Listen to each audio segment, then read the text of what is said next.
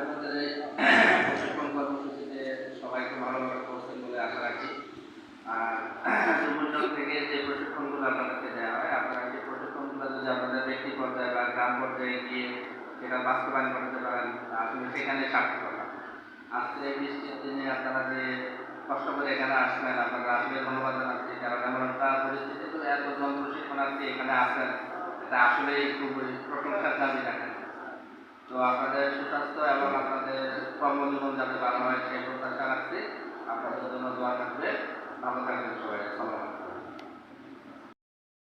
আমি পরিচয় করে দেওয়ার অর্থ হলো ওনাদের কাছে অনেক সুযোগ সুবিধা আছে। বিধবা ভাতা, বয়স্ক ভাতা, মুক্তিযুদ্ধ ভাতা, পঙ্গ ভাতা, সকল কিছু ওনাদের করতে আছে। তো আপনাদের সাথে যদি এখন পরিচয় হয় তাহলে আপনাকে নিয়ে আসবেন, তখন উনি কাজটা করে দিবেন।